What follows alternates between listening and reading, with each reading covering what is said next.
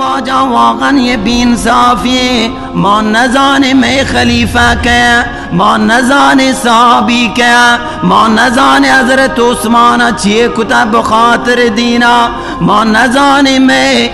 علماء و بزرگان دیوبند علماء چیه کتا ما کم ما ایشان فکر میں زینانی اسنے مرچی پیغمبرہ کا دور رسی مسلمان دین پول و درہم بیتے اشی بھی بس گوشی میں آرام قبلہ جنین بیان پیغمبرہ کو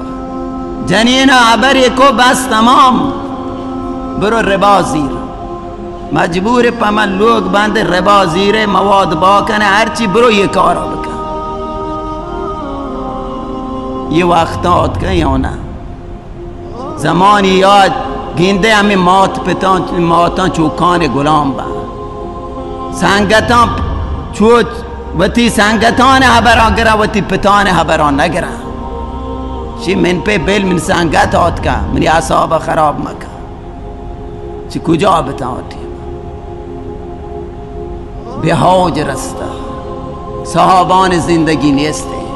مرچی بره بچار حضرت عثمان رضی اللہ تعالی عنہ دوره یا حضرت سیدنا حضرت عمر رضی اللہ تعالی عنہ دوره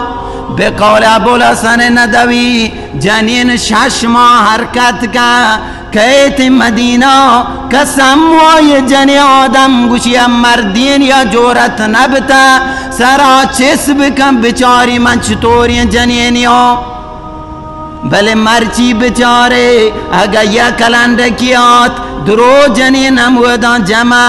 اللہ بلے ملائی گندم آدیکتا پناگر اگا یا ایران باکن و کیا درو آودان جمع گوش آیان پتیں یا براتیں حضرت عمر تو گاره شام بگینده که هر لوگ پورن چه ماواره هر اتاقی جنین چوک دیرا اما پیرزار 60 ساله 70 ساله بدون فیلم نبگی فیلمی کسا نبی انگا محنت دین نکنی انگا من تو حرامی والله انی چه فرضا گوسته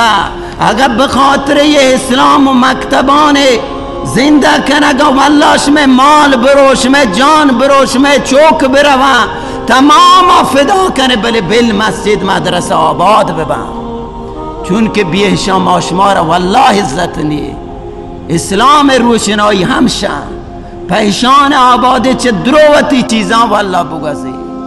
والله زمین گریوگی این چو ظلم گندگی این چو فساد گندگی این چو گناوتی سرا گندگی مرچی زمین ناله زمین گوشگی منی رب منا بل میں مردمان یر برو منا این چو طاقت نی آسمان گوشی بل منی رب من چندون شان سرا شا ریزا ریزا کنو یہ روچ گریوگی اے منی رب منا بل میں شاسوه چو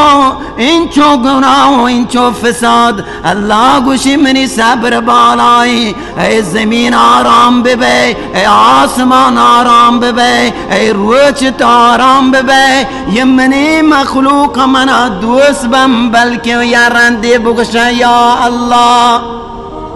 یا رند پدا بیان بلکہ منی نیے مگا اور یہ فسادان جلوے گرک واجان دو چیز ہیں یک کے قرآن یک کے تبلیغ یہ دویں چیز تانا راہ نجات ہیں دیکھا ہر چیز بکنے واللہ یہ فسادا ما وطی جریندہ و شماری علاق کتا فمارا ایک چیز نشتا یہ دوری واللہ ہستا مسلمان چھ گناہ ہنچو طور سے شیع کوہی ہائی سرا کپگی آیاں چھ گناہ ہنچو طور سے یار رندی سالبہ ابن عبدالرحمن علامہ ابن جوزی وشی چامی فقط کپی پیا نامرمی گیا ناگانی 40 شب 40 روچ والله مدینه گلیان گری 8 شب 5 روچ مدینه ها کپی بدن گوشتی درو ها پتر شو آجا گویه چما گناه کارینا من چطور ترا چارت کنم من چطور مدینه گلی و درگاه من چارت کنم ورا چمی حالت آخر روحی پرواز کو. علامه ابن جوزی گوشی از بسی ملک آی جنازه شرکت کتا سردار انبیا چو لنکو کان سر راش شی چونه او پیغمبر لنکوتکان سر را بگی شی مرچی از بسی شی جنازه سهلب ابن عبدالرحمن گا فرشتان هجوم آرتا قدمان جای یرکنگان نیست. آیا چو گناه ترکو. الله ذوالجلال